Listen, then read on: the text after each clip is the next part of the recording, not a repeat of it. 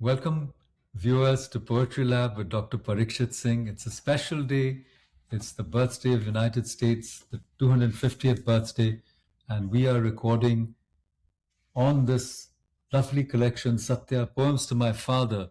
And viewers, we have come to a very important poem here, very important juncture, almost the closure. It's called Agni Pavaka, purified through the fire. Dr. Singh, over to you, page 62 for viewers. Agni Pavaka. A white flame surrounded by red and blue tongues of fire draws them into its light until only a tiny space remains that draws within their rays.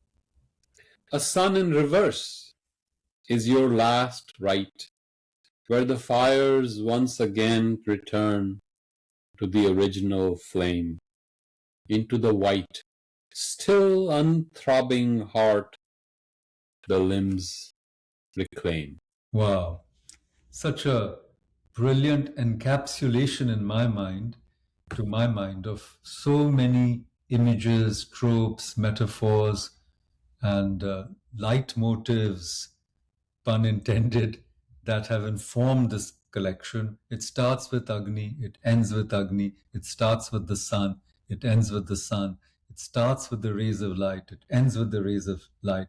Just the last poem, we saw these sparklers going off, fireworks, you've got rays, sparklers, last rites, fires, all of these images. And think about that mango, again, golden, and you're kind of, juicing it to its very sap. And here, again, you have that similar sort of tongue, instead of us devouring life like a ripe mango. Now, the tongues of flame, the tongues of Agni, they devour us like we devoured a mango. They are really lapping up our remains, right? And what better way to go? I mean, we want to donate our organs. I'm an organ donor. Fine. We want to give up every last bit of ourselves, frankly, so that, we start afresh from the scratch. There's not a residue left because we want to be purified. We want to go through fire. We saw, in the earlier episodes Invictus, where even in the Christian terminology, he says, I'm going to stand tall and straight, even as the scroll of my good and bad deeds is read out on the day of judgment. Kabir says, I have not sullied, this chadar, this sheet, which is a metaphor for the body. I am going to return it as spotless as what I got when I was born. So these wonderful images, show that this is what life and death are about, It's not about fear and loss alone, but it's about possibility. It's about purification. And the sun in reverse, again, a wonderful image. The sun in reverse is not a black sun. It's actually a sun waiting to be reborn, because in our tradition, even in the Vedas, the sun is reborn because everything has a life. Our planetary system, solar system, it can't outlast the sun because our energy comes from that. But suns are extinguished and new suns are born. It's infinite creation. So, Dr. Singh, please tell us about this poem, how it came to you. And I really marvel at the way it kind of slowly packs everything in, and it's over. Finally, the person has gone over to the other side and you're willing to just yield to that flame, that's going to, as it were, devour all of us. So, Agni Pavaka, on a personal note, is a phrase used in the Veda, purifying Agni, Agni that purifies. But Sri Aurobindo also refers to it as the psychic being, the immortal within us. And the Veda talks about it. Marteshu amritam, right? That which is immortal in the mortals. Did I say it right? Immortal among the mortals. So Agni is within us. This is Agni Pavaka, the purifying Agni. And then, of course, coming from the Indian tradition, which he was very closely identified with, yajna is a very important part of our any kind of ceremonies. And then the flame that is devoured, that is burning him up, that is taking his form away. Yet, when he passed, that Agni Pavaka stays. Agni Pavaka is pure. So it's kind of an image where that Agni Pavaka is withdrawing, drawing all the limbs, all the flames, all the rays are coming in. And it's an ancient Vedic invocation in the fifth mandala, 62nd suktam, Rik 1, if you want to pull it up. Ritena ritama apihitam dhruvam. Yeah. Right? So the Surya withdraws all its rays. And then the one I saw, the Rishi says, I saw that that one, right? Tadekam, I saw that. And then it comes back in the Isha Upanishad, where again you reach beyond the golden lid and you see that, where all in the sun everything returns. So it is the sun which is withdrawn its rays. It's not the death of the sun, it's actually the birth of the sun, a new cycle. So these are images that are very, of course, close to me, and I think they were very close to him. And just we are seeing that slow withdrawal, the flame becoming itself again. No more rays, I am myself, and withdrawing. Almost like the concept of what we say, Shiva. Shiva withdraws, consciousness withdraws, and then there is pure consciousness. Yeah, totally. I mean, see, anakriti to akriti, as it were, and nirakar to sakar and back to nirakar. This, this eternal cycle, I think is very profound. And, you speak about Sanskrit, it's a language we love. And Sanskrit means refinement. It is that Agni Pavaka, right? Yes. You take Prakriti, you take ordinary nature or Prakrit, the ordinary language, and you put it through that fire of tapasya, that psychic flame, if you will, Yes. and then you get Yes. Sanskriti. So anakriti to akriti to Sanskriti, back to nirakriti, you see. So this eternal cycle, and I'm so glad you brought in the psyche, because I mean, it strikes me that you're making a very important point, that the psyche is a flame, and it's a flame that purifies, and the undying flame, which and the serene flame, which the Gita also talks about, the smokeless, pure, serene flame is, in that sense, the psyche. So it's wonderful. And you also talked about the yajna. Friends and poetry lovers, we are coming to the end of this yajna called Satya Poems to My Father. I hope that all of you have offered your ahuti. And to me, it's also a great tribute from a son to a father. So we can all relate to it. All of us who have lost our fathers, who were so important to us, who in a way live on in us and through us, and who are there welcoming us, waiting to welcome us when we make that transition, which in a way we must. Everybody who is, as it were, earthborn or mortal, born of a womb, will have to enter another kind of transition, as far as we know. And so it is a different kind, I would say, of immortality. The psychic being continues, the physical being finds other forms, and therefore this yajna also, from nirakriti to akriti, back to anakriti, we are moving in the same direction. So let's look, Dr. Singh, at the last poem of this collection, The Unweaver. So, the warp and the weft, as it were, of that sheet, which is our life, which is the mortal coil. We have to unweave it also, right? It unweaves, it unravels. So please read it and show us how to unravel it. Unweaver, one by one, the strands unweave in your hands, and a new cloth is spread upon the floor.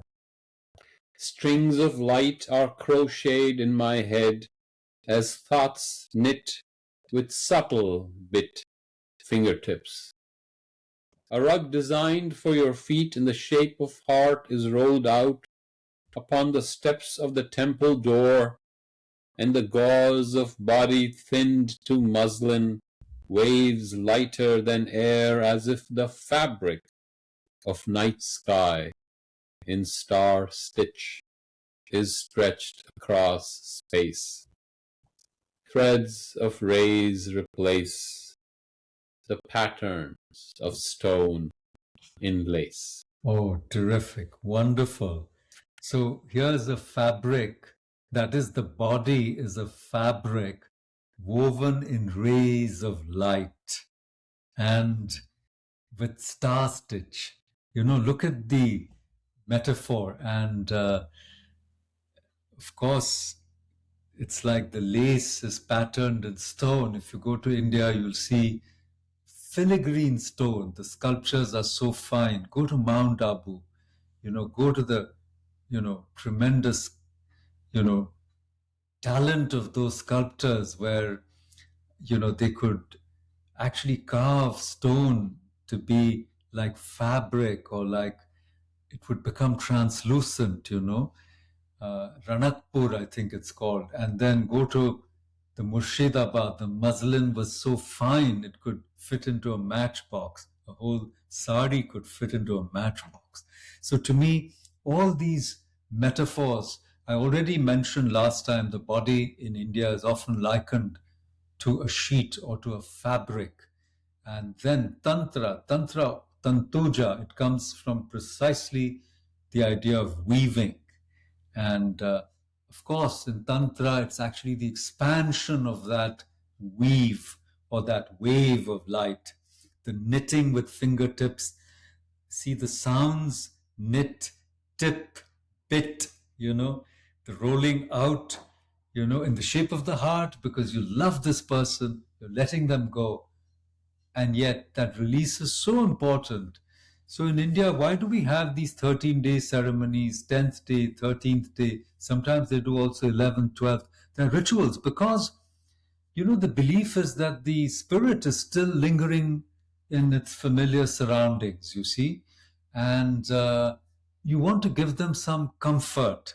But the 13th day is that kind of dead stop, pardon the terminology, where you celebrate, you invite people, you have a feast because you want to move on and you want that soul also to move on. So when the yajna finishes, the perfume is in the air, the ghee, the kritam, which is really your tapasya, the psychic fire, the gathering of all your energy. You're offering that as gritam, and you offer so many things, grain, you offer sandalwood, and that's what our funeral pyre is, a yajna, please. And we are offering our dearest, our most beloved in that yajna for purification. When the Westerners came to India, they saw the funeral pyre and they said, how cruel these people are. And I don't think so. I'm sorry, I disagree. I mean, with respect to all death rituals, they're all, in my own ways, beautiful. Look at the Parsi death ritual. It's even more brutal. You live a body on top of a tower of silence where the vultures come and eat it up. And then the bones that are left, they are calcified. They are actually put in this pit of limestone so that these bones also dissolve. I mean, yes, I think it's similar to us, but I think fire, for me, is the best way to go, rather than, being buried and waiting. Let's not, as I said, it's too sacred. No comments, but I don't think this is a brutal ritual. I think it's, to me, the letting go is very beautiful, especially if you do it properly. And, it transforms you. I have witnessed these funeral pyres, not only in Banaras, but with my own loved ones. And I would even add that even in an electric crematorium, the act of cremation is a kind of yajna. What do you think, Dr. Singh? Yes, yes. And it's a science to let your beloved go, your loved one go. It is a science, and you celebrate, you honor, you grieve, you feel the loss, which is heartbreaking, shatters your heart, and then you let go, and then you don't go back to it again. You don't hold, you don't cling, and really the mother at Pondicherry had people would go to her, and I feel my friend or my father who left 3 months ago, and I feel him in my room, and I can't let go. So then she would do a meditation with them, and to meditate. The prana is still there. Prana is stuck. It has not become free. It has not become universalized. So she would invoke the prana to come into the room, and the person would suddenly feel the presence of the loved one. And then there was something missing, and then the mother would say, feel the gratitude, feel the love, and now let go, and free up the spirit. And so suddenly you would have, not only have you freed the spirit, you have freed the sadhaka, the seeker. Suddenly something breaks loose, and then the seeker would try to understand what happened, and she would say, now don't talk about it, go back and do your work, and don't attach yourself to it again, because then you will bring it back. Just be quiet and let go. So with deepest love, it's the greatest paradox, the one you want to cling, but you realize you love them so much that in that love you let them go. Because of that love, you don't want to hold them anymore. You want them to fulfill themselves, and in that love you let go. That's a very beautiful thing, and I learned a lot from that. Then I understood why we do these ceremonies. What is the point? Third day, you're eating, you're remembering, you're celebrating, you're honoring. Then Bharavi, Teravi, what is the meaning of the Shraddh, the Pitar? What is the meaning? Whom are you honoring? You're honoring for that spirit that has gone, yes. You're freeing that spirit, but you're also doing it for your own sake, your own fulfillment, and somewhere something within you is brought to peace. That missing piece, remember that story? That missing piece is fulfilled. So I think the whole process is as important, and Tantra means that which is like a cloth, you let go, you free it up. Trayate, right? You let go. Trayate iti tantraha. Trayate iti tantraha. Yeah.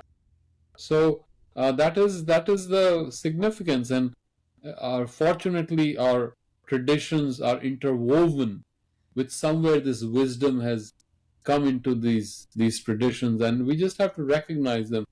Even as we are letting go of rituals in the modern age, it's good to remember, was there any hidden truth, some wisdom behind it? And that's what in the process I realized, that there is something, and at least we should catch on to that. We don't have to cling to an external process, but internally we can probably discover that or rediscover that. Yes, thank you. I mean, when you put the missing piece, you get peace.